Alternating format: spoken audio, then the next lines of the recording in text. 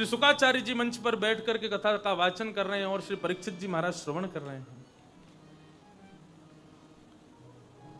सुखदेव जी ने संपूर्ण सूर्यवंश सुनाया, संपूर्ण चंद्रवंश सुनाया और अंत तो गत्वा 2 श्लोकों में संपूर्ण भागवत सुना करके शांत हो गए। मथुरा में ठाकुर जी का जन्म हुआ, गोकुल में जाके ये लीला, वृंदावन में ये लीला, फिर मथुरा के कंस वध, द्वारिका जाके 16,108 ब्याह, महाभारत का युद्ध आदि आदि करवा के भगवान स्वधाम को चले गए। ऐसा कहकर के सुखदेव जी शांत हो गए। चौथे दिन परीक्षित जी सामने बैठे हैं और श्री सुखदेव जी के मुखमंडल को देख रहे हैं। अब आगे क्या सुनाएंगे? सुखदेव जी ने कहा परीक्षित कथा पूरी हो गई। परीक्षित मुस्कुराने लगे और नेत्र सजल हो गए। बोले प्रभु कथितो वंश विस्तारो भवता सोम सूर्ययो राज्ञा चोभयवंशानां चरितं परमाद्भुतम्। हे प्रभु,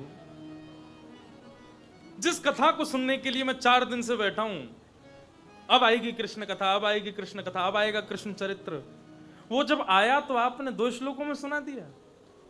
प्रभु तक्षक सर्प के डमसन से मृत्यु का मुझे इतना भय नहीं होगा, इतनी पीड़ा मुझे उससे नहीं होगी जितनी पीड़ा आपके इस कृत्य से होगी कि आप 2 श्लोकों में कथा सुना के आज शांत हो जाओगे। तो 7वें दिन तक्षक सर्प क्या डसेगा, मेरी मृत्यु आज ही हो जाएगी यदि आपने कथा नहीं सुनाई तो। प्रभु ऐसा मत करो। सुखदेव जी कहने लगे 4 दिन से बैठे हो तुम एक ही आसन पर, भूख लगी होगी, प्यास लगी होगी, थोड़ा उठ के चले जाओ, कुछ खा लो, कुछ पी लो। सुखदेव जी परीक्षित मुस्कुराने लगे और क्या कह रहे हैं कि पिबंतम त्वन्मुखाम भोजम अच्युतम हरिकथामृतम, च्युतम हरिकथामृतम। आपके मुख से इतनी मीठी कथा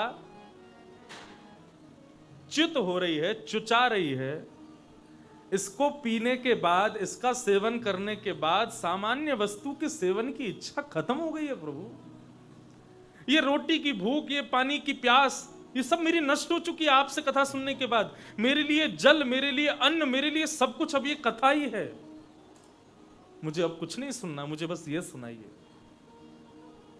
भक्तमाल कहती हैं श्रवण रसिक कहीं सुने ना परीक्षित से, जो पान हूं करत लागी कोटि गुण प्यास है। कैसे श्रवण रसिक हैं श्री परीक्षित जी महाराज। पान हूं करत, ऐसा कोई प्यासा देखा जो पीते पीते और उसकी प्यास बढ़ती रहे? ऐसा तो कोई प्यासा नहीं होता, पीने से प्यास कम होती है। लेकिन श्री परीक्षित जी कैसे प्यासे हैं? बोले जितना पी रहे हैं उतनी ज्यादा इनकी प्यास बढ़ रही है। परीक्षित जी कह रहे हैं मुझे विस्तार से सुनाओ प्रभु। संसार में सबसे ज्यादा असहनीय कष्ट क्या है बताओ?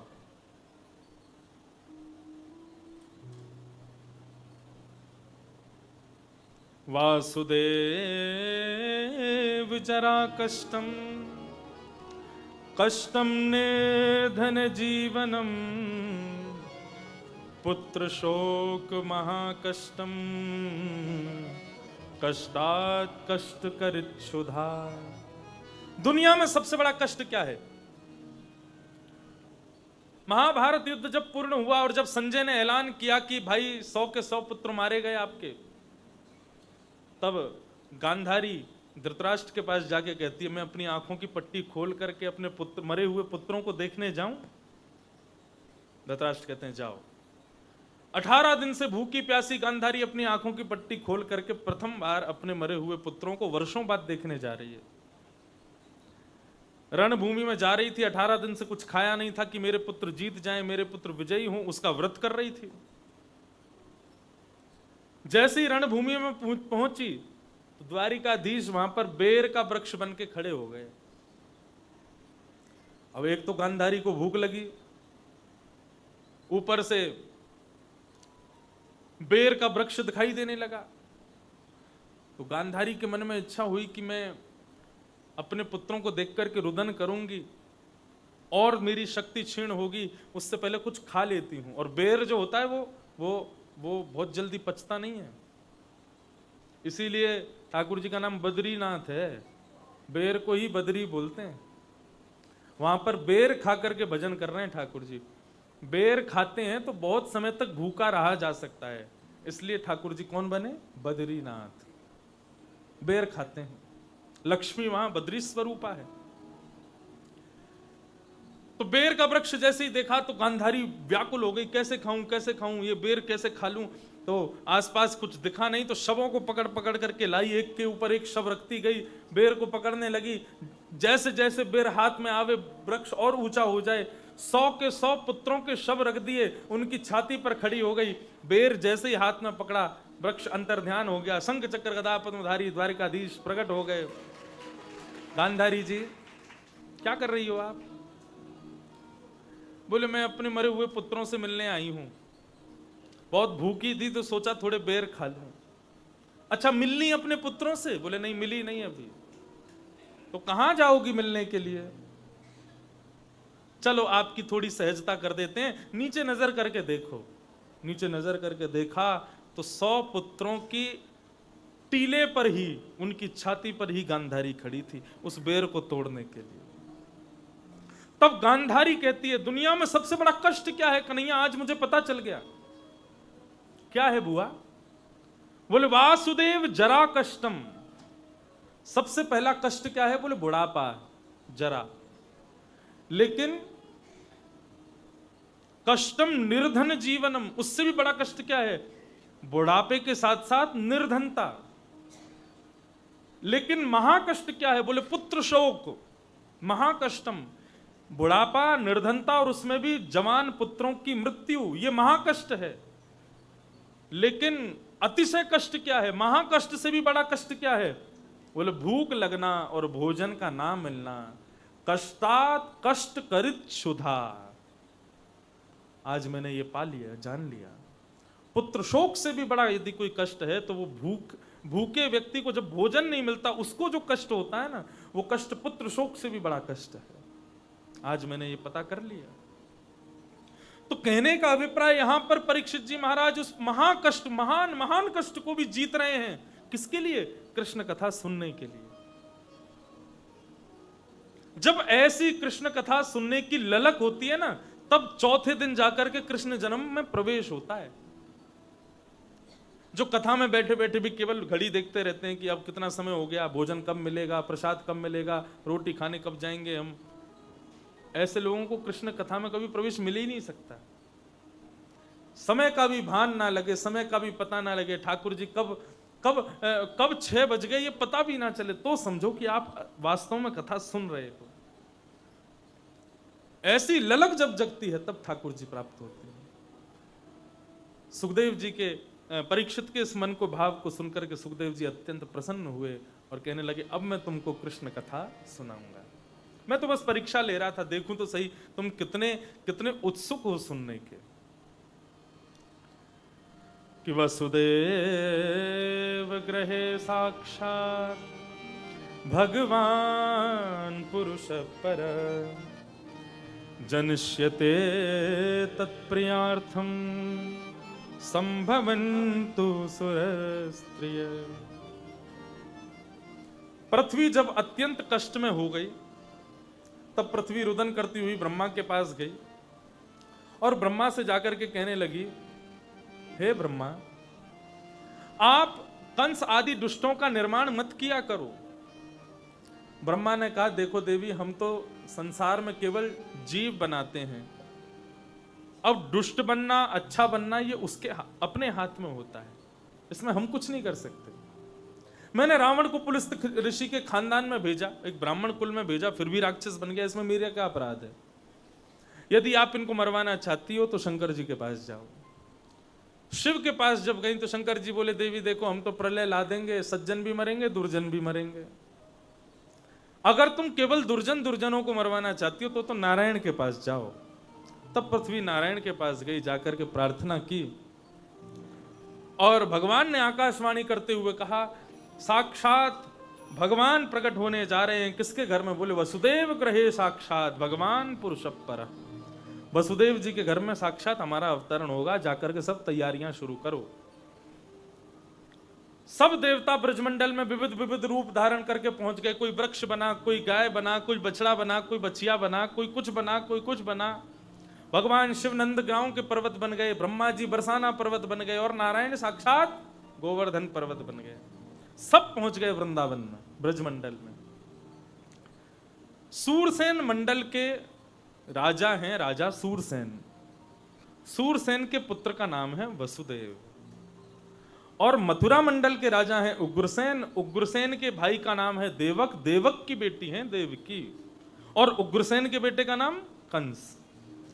कंस अपनी चाचा की बेटी का ब्याह वसुदेव जी से करता है और अपनी बहन को आज विदा करने के लिए जाता है। तभी आकाशवाणी होती है, अरे कंस, इसी बहन का अष्टम गर्भ तेरा काल होगा। अपनी बहन को मारने के लिए जैसी तलवार उठाता है कंस, चरणों में गिर पड़ते हैं वसुदेव जी और वचन देते हैं, मैं अपने आप इनको कुछ मत कीजिए, जितने भी पुत्र होंगे मैं सब तुमको प्रदान करूंगा। इस विश्वास पर कंस देवकी वसुदेव को मुक्त कर देता है। पहले बालक का जन्म होता है। वसुदेव जी अपने बालक को लेकर के कंस के पास जाते हैं तो कंस दयावंत होकर के उस बालक को मुक्त कर देता। कोई बात नहीं वसुदेव जी, पहला बालक है, मैं भी तो इसका मामा हूं, ये मेरा भांजा है, इसको छोड़ देता हूं, कोई बात नहीं, 8वां मुझको दे दीजिएगा। अब तो वसुदेव जी बड़े प्रसन्न हो गए, बोले कि हमको बालक मिल गया। कंस ने बड़ी दया करी, बड़ी कृपा करी। लेकर के जाने लगे तो देवताओं के मन में ये प्रश्न उत्पन्न हो गया, कहीं कंस सुधर तो नहीं जाएगा। यहां जितनी भी गतिविधियां हो रही हैं आप सब पर ध्यान छोड़ो, मेरे को देखो बस। ये सब लीला अभी आपके लिए ही हो रही है। ठाकुर जी का अवतरण होगा, उसका दर्शन करना, लेकिन अभी कथा सुनो। आप लोग इधर उधर देखते रहोगे तो मैं कथा किसको सुनाऊं?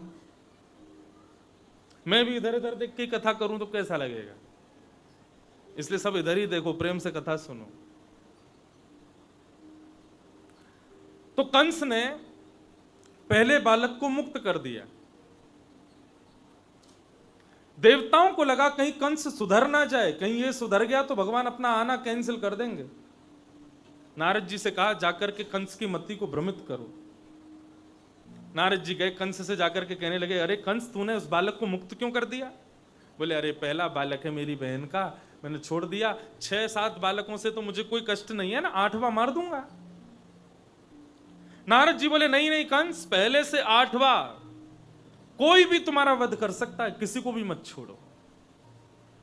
अब तो महाराज कंस को क्रोध आया, जाकर के उसने वसुदेव जी के प्रथम बालक का वध कर दिया। वसुदेव देवकी दोनों को कारागृह में डाल दिया और एक एक करके 6 बालकों को मार दिया।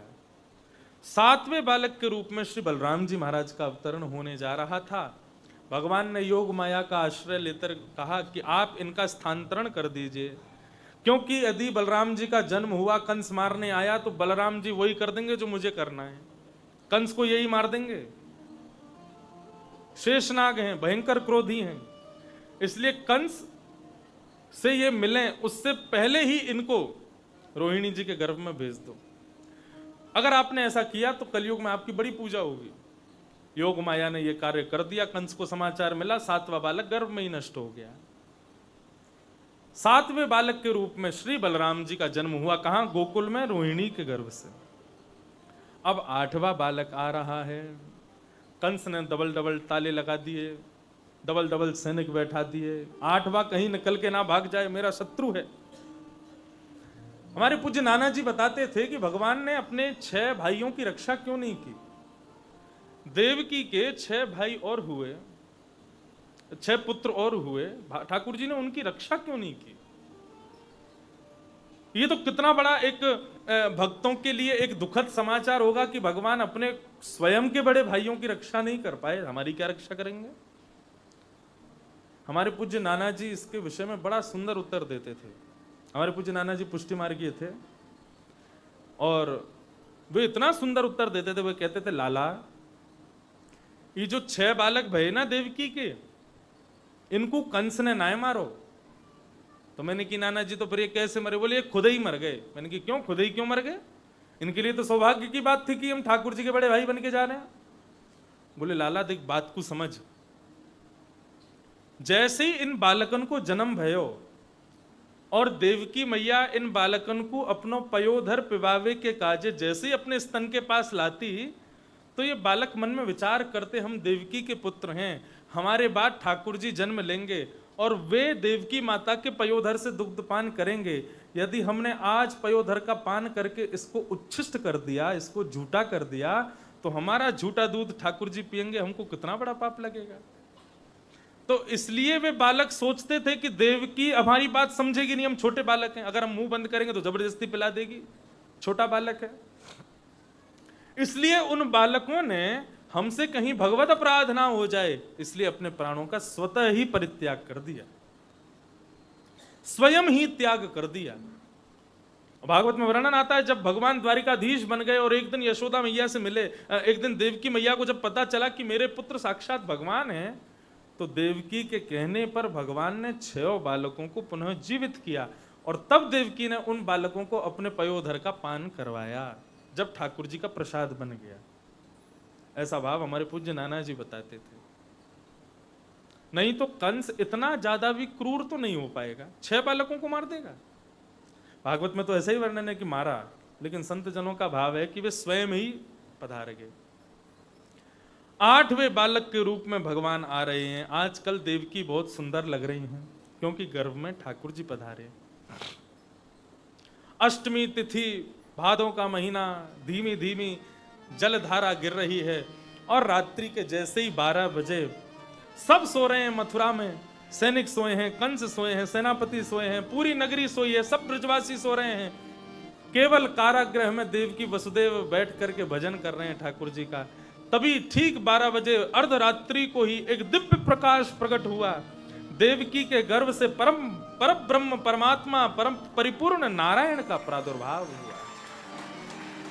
बोल बाल कृष्ण लाल की।